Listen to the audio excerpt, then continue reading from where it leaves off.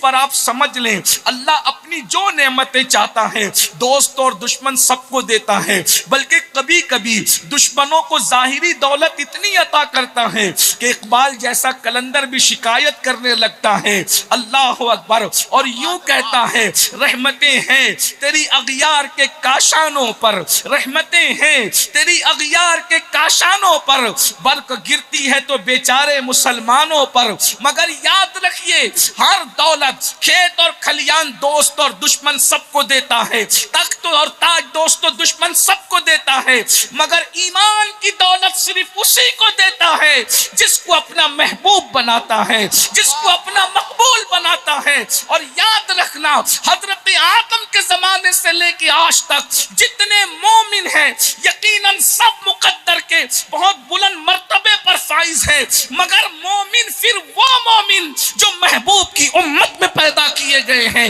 جو حبیب کی امت میں پیدا کیے گئے ہیں۔ اس لیے کہ مسلمانوں تم جس دن اپنی عظمت کو جان لو گے تم حیران ہو جاؤ گے۔ بے دم شاہ وارسی نے کہا تھا اپنی ہستی کا گر حسن نمایاں ہو جائے آدمی اپنی انوار پہ شیدا ہو جائے۔ تمہیں اپنی عظمت نہیں پتا، تمہیں اپنا مقام نہیں پتا، تمہاری عظمت یہ ہے دیوان گانے عشق محمد کو دیکھ کر گھبرا گئی ہے گردش دورہ، کبھی کبھی گردن میں ہاتھ ڈالے ہیں ماہو نجوم نے، گزرا ہے ان حدوں سے مسلمان کبھی کبھی۔ دنیا تمہیں اتنا مصروف کر دینا چاہتی ہے کہ تم اپنے آپ کو پہچان نہ سکو، تم اپنی عظمت کو پہچان نہ سکو۔ کروڑوں تاج تمہارے اسلاف کے قدموں میں تھے، کہنے والے نے کہا ہے ایسے درویشوں سے ملتا ہے ہمارا شجرہ جن کے قدموں میں کئی تاج پڑے رہتے ہیں۔ لوگوں کو اپنی بادشاہت پر ناز ہے، ہمیں محمد الرسول اللہ کی غلامی پہ ناز ہے، اس لیے کہ بادشاہوں کو جو چیزیں خواب میں نظر نہیں آتی محمد الرسول اللہ کے غلاموں کو وہ چیزیں حقیقت پہ عطا کر دی جاتی ہے۔ اسی لیے تو میرے امام کہتے ہیں کیوں تاجدارو خواب میں دیکھی کبھی وہ شے، کیوں تاجدارو، کیوں تاجدارو خواب میں دیکھی کبھی وہ شے جو آج جھولیوں میں گدایان در کی ہے۔ محبوب کے غلاموں کی جھولیوں میں خدا نے جو ڈال دیا ہے بادشاہوں نے وہ کبھی خواب میں بھی نہیں دیکھا ہوگا۔ ہے کسی بادشاہ کی جھولی میں یہ کہ اگر ٹھوکر مارے تو مردے کو زندہ کر دے، اگر یہ نعمت کسی کی جھولی میں ہے تو وہ محمد الرسول اللہ کے غلام شیخ عبد القادر جیلانی کی جھولی میں ہے، ہم جسے غوث الاعظم دستگیر کہا کرتے ہیں۔ کیوں تاجر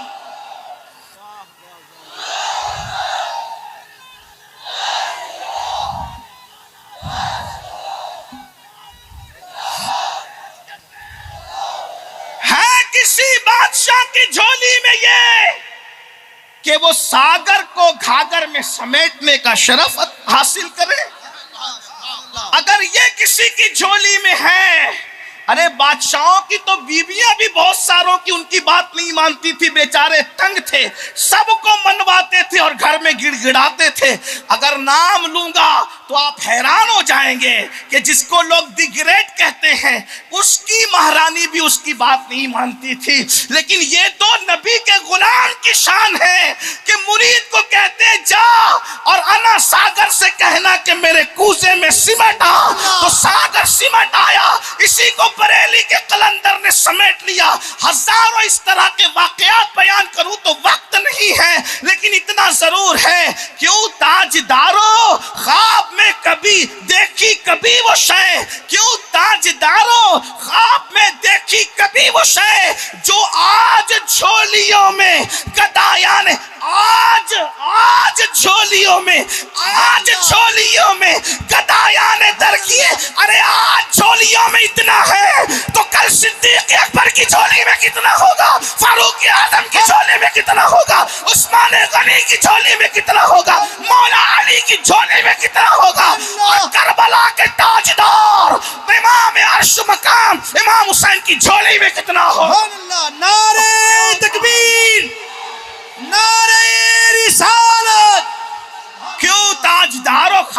دیکھی کبھی وہ شاید، اور کبھی خواب میں بھی دیکھا، کبھی خواب میں انسان خواب اپنی اوقات سے بڑھ کے دیکھتا ہے، لیکن محمد الرسول اللہ کے غلاموں کو جو مل گیا وہ بادشاہوں کو خواب میں بھی نظر نہیں آتا۔ اور دوسرے مقام پہ اس کی تشریح کرتے ہوئے خود کہتے ہیں اللہ اکبر، اور بڑے مزے میں کہتے ہیں کہ جس کی خاطر مر گئے منعم رگڑ کر ایڑیاں، ان کا منگتا پاؤں سے ٹھکرا دے وہ دنیا کا تاج۔ منگتا ان کا منگتا پاؤں سے ٹھکرا دے وہ دنیا کا تاج۔ ہمارے جلسوں میں لوگ کیا تخت و تاج کی بات لے کے بیٹھے ہیں، ہم نے کہا ان کے منگتا کی شان یہ ہے ملے تو نہ لیں، کہتے ہیں ان کا منگتا پاؤں سے ٹھکرا دے۔ اچھا ٹھکرانا دو طرح کا ہوتا ہے، ایک زبان سے نہ کہہ دو تو لوگ وہ بھی کہتے ہیں کہ ٹھکرا دیا، ہاں یہ مہورتن کہتے ہیں، زبان سے کہا مجھے نہیں چاہیے ٹھکرا دیا۔ لیکن جو ان کا منگتا ہوتا ہے وہ زبان سے نہیں ٹھکراتا، ٹھکرانے کا دوسرا طریقہ ہوتا ہے جو بہت بڑا ہوتا ہے، کہتا ہے یہ لے۔ سبحان اللہ، ان کے منگتوں کی شان کیا ہے؟ جو محمد الرسول اللہ کی گلی کا منگتا ہے، ان کا منگتا پاؤں سے ٹکرا دے وہ دنیا کا تاج، جس کی خاطر مر گئے منعم رگڑ کر ایڑیاں۔ میری گفتگو نہیں ہے، میں صرف یہ کہہ رہا ہوں کہ حضور کی غلامی کتنی بڑی چیز ہے، اور اللہ نے بن مانگے وہ آپ کو نصیب فرمایا۔ 70 انبیاء جس کی امتی بننے کی دعا کرتے رہے، 70 نبیوں نے کہا مولا ہمیں آمینہ کے لال کا امتی بنا دے، عبداللہ کے لخت جگر کا امتی بنا دے، آمینہ اور عبداللہ کے در یتیم کا،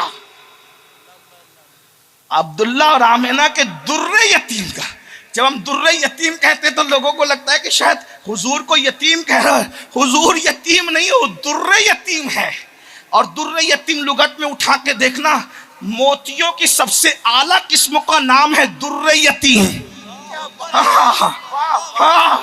وہ ابا اور اماں کے دنیا سے جانے سے یتیم نہیں ہے، وہ موتی کا نام ہے در یتیم۔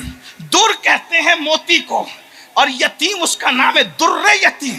پتھروں پہ پوری زندگی گزارنے والوں تمہیں نہیں پتا، جے پور والوں تم نے کبھی دیکھا ہو تو بتاؤ در یتیم کہتے کس کو؟ در یتیم موتی کی اعلیٰ قسم کا نام ہے در یتیم۔ لوگ یتیم سے دھوکہ کھاتے ہیں کہ کئی والدین، ارے جو ساری کائنات کا سرپرست بنا کے بھیجا گیا ہو، باپ کا سایہ اٹھنے سے اس نے یتیم کب ہونا ہے؟ جس کے لیے خدا کہے وَوَجَدَكَ ضَالًّا فَهَدَىٰ وَوَجَدَكَ عَائِلًا فَأَغْنَىٰ۔ اللہ اکبر، اللہ فرمایا جب آپ اپنی محبت میں خود رفتہ پایا تو تمہیں اپنی آگوش محبت کی طرف رہنمائی کی ہے ہم نے۔ جب ہم نے آپ کو یتیم پایا تب ہم نے آپ کو اپنی آگوش رحمت کی طرف رہنمائی کی ہے۔ اس طرح کا مضمون سورۃ الضحیٰ میں آپ پڑھتے رہتے ہیں، وَالضُّحَىٰ وَاللَّيْلِ إِذَا سَجَىٰ مَا وَدَّعَكَ رَبُّكَ وَمَا قَلَىٰ وَلَلْآخِرَةُ خَيْرٌ لَكَ مِنَ الْأُولَىٰ وَلَسَوْفَ يُعْطِيكَ رَبُّكَ فَتَرْضَىٰ أَلَمْ يَجِدْكَ يَتِيمًا فَآوَىٰ وَوَجَدَكَ ضَالًّا فَهَدَىٰ وَوَجَدَكَ عَائِلًا فَأَغْنَىٰ فَأَمَّا الْيَتِيمَ فَلَا تَقْهَرْ وَأَمَّا السَّائِلَ فَلَا تَنْهَرْ۔ میں اپنے کسی اور کے وقت میں، اپنی امیر کے وقت میں گفتگو کر رہا ہوں، اگر مجھے وقت ہوتا تو میں اس پر تشریح کرتا، کچھ بات کرتا، لیکن یاد رکھنا اللہ نے تمہیں مومن بنایا، محمد الرسول اللہ کی امت کا مومن بنایا، اتنا سمجھ لیجئے۔ اب یہ لیکن مومن تو اللہ نے بنایا، بڑا کمال یہ ہے کہ دنیا سے مومن جاؤ، اس کی کوشش آپ کے ہاتھ میں دے دی۔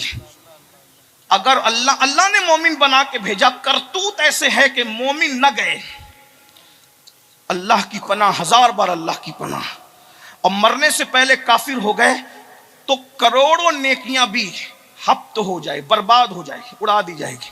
اس کا مطلب اللہ نے ایمان بن مانگے دیا، اب اس خزانے کی حفاظت آپ کی کوشش پر موقوف کی۔ ایمان تو میں نے دیا لیکن تو نے مرنا مسلمان ہے۔ ارشاد ہوتا ہے یا ایھا الذین آمنوا اتقوا اللہ، مومن کون مرے گا؟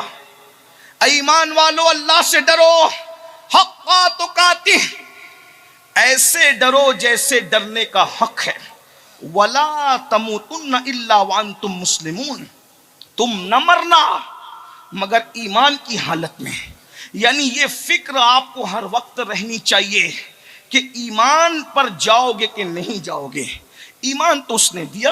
اللہ کے رسول علیہ الصلوۃ والتسلیم فرماتے ہیں دنیا میں کچھ لوگ ہیں جو مومن آئے مومن گئے، یہ سب سے اعلیٰ قسم کے لوگ ہیں۔ دوسری قسم وہ ہے کافر آئے اور مومن گئے، یہ بھی کرم ان پر ہے کہ آئے تھے تو کافر باپ کے گھر میں، کافر ماں کے گھر میں، لیکن اللہ نے ایمان کی دولت عطا کی، ایمان پر دنیا سے گئے۔ تیسرے قسم کے لوگ وہ ہیں کہ جو کافر گھر میں پیدا ہوئے تھے، کافر ہی مر گئے، یہ خسارے میں ہے۔ لیکن سب سے زیادہ خسارے میں وہ ہے تھے تو مومن مگر بعد میں کافر ہو گئے۔ بس میری گفتگو کا عنوان یہی ہے، اور بڑا سنجیدہ عنوان ہے اور بڑا فکری عنوان ہے، دلوں کو دہلانے والا عنوان ہے، دلوں کو لرزانے والا عنوان ہے، دلوں کو بے چین کرنے والا عنوان ہے۔ میرے بھائی، صرف نماز پڑھ کر تو دنیا سے مومن نہیں جا سکتا۔ میرے بھائی، تو صرف درود پڑھ کر دنیا سے مومن نہیں جا سکتا۔ حتیٰ کہ انسان مقام ولایت پر بھی فائز ہو جائے،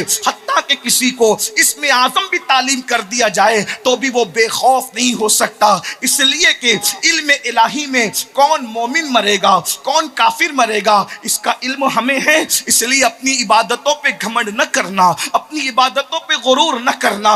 بڑے بڑے ولی جس کو لوگ کہتے تھے وہ مرے تو کفر پہ مرے، یعنی ولایت کے جن کے لوگ ڈنکے بجاتے تھے، قدرت کی خفیہ تدبیر نے ان کا ایمان چھین لیا۔ وہ بے نیاز ہے، من یہدہ اللہ فلا مضل لہ ومن یضللہ فلا ہادی لہ۔ اللہ جسے ہدایت دے اسے کوئی گمراہ نہیں کر سکتا، اللہ جسے گمراہ کرے اسے کوئی ہدایت نہیں دے سکتا۔ اب آپ آئیے، بس میں اپنی گفتگو کو پھیلانے سے پہلے ہی سمیٹ رہا ہوں، ایمان پر خاتمے کی فکر کرو۔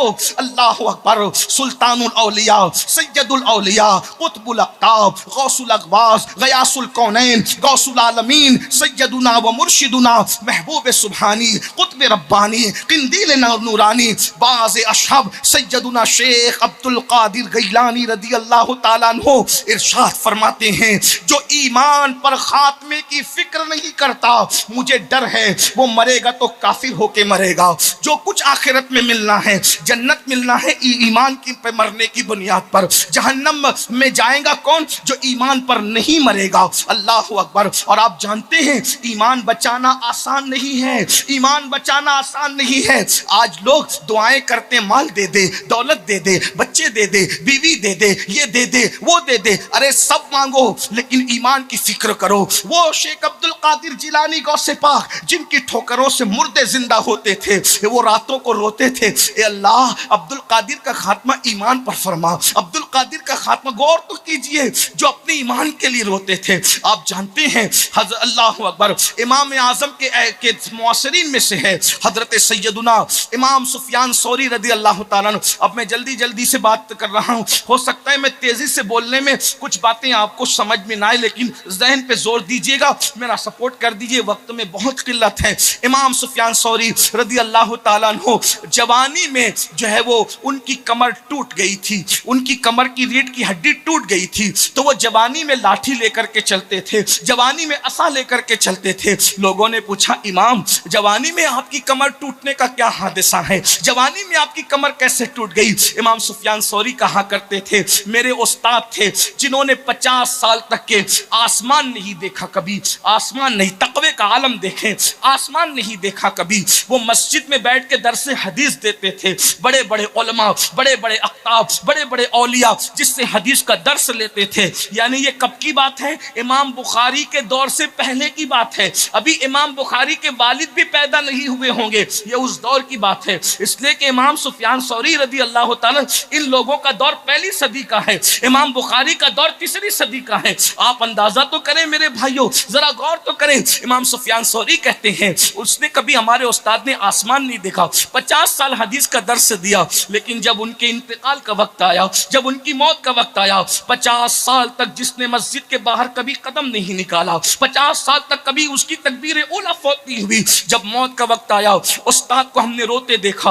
استاد کیوں رو رہے ہو؟ کہتے ہیں اس خوف سے رو رہا ہوں، پتہ نہیں مومن مروں گا کہ کافر مروں گا، ایمان پر ختم ہوگا کہ نہیں ہوگا۔ ذرا غور کرنا میرے بھائیوں، اللہ اکبر، زنا کے اڈوں کو آباد کر کے جنت کے خواب دیکھنے والوں، راتوں کے 3-3 4-4 بجے تک موبائل کا مس یوز کر کے جنت کا خواب دیکھنے والوں، مسجدوں کو ویران کر کے جنت کا خواب دیکھنے والوں، ماں باپ کو ترسا کر، ماں باپ کو دوا کے لیے تڑپا کر، ماں باپ کو روٹی کے لیے ترسا کر، ماں باپ کی بددعائیں لے کر جنت کا خواب دیکھنے والوں، جنت اتنی آسان نہیں ہے، جنت اتنی آسان نہیں ہے۔ اللہ اکبر، ایمان پہ خاتمہ ہوگا تو جنت ملے گی، اور ایمان پر خاتمے کی فکر کس کو ہے؟ اللہ اکبر، کیا لوگوں کے کانوں نے یہ نہیں سنا کہ جب کوئی مرد و عورت زنا کرتے ہیں تو ایمان اس سے ایسے نکل جاتا ہے جیسے کوئی کپڑے نکال لیتا ہے؟ اللہ اکبر، اندازہ تو کریں، اور چھتری کی طرح اس کے سر پہ سایہ فگن ہو جاتا ہے۔ فیشن کے نام پر زنا کے اڈوں کو آباد کرنے والی قوم پھر جنت کے خواب دیکھ رہی ہے، اور وہاں 50 سال جس کی تکبیر اولیٰ فوت نہیں ہوئی۔ اتنا بڑا اپنے زمانے کا محدث امام سفیان ثوری کا استاد کہتے ہیں موت کے آخری جس دن موت آنا تھا اس دن زندگی کے آخری دن رو رہے میرا خاتمہ ایمان پہ ہوگا کہ نہیں ہوگا۔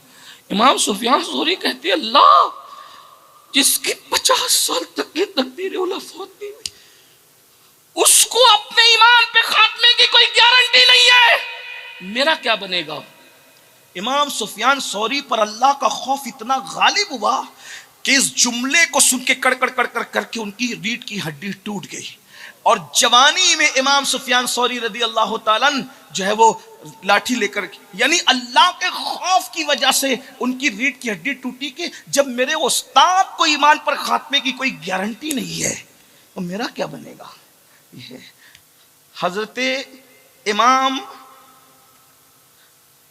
بہت بڑے امام فقہ کے اپنی کتاب مدخل میں نقل کرتے ہیں کہ جب کوئی انسان دنیا سے جاتا ہے پوری زندگی ایمان بچا کے رکھا، بہت بچایا، ایمان بہت بچایا، جب موت کا وقت آتا ہے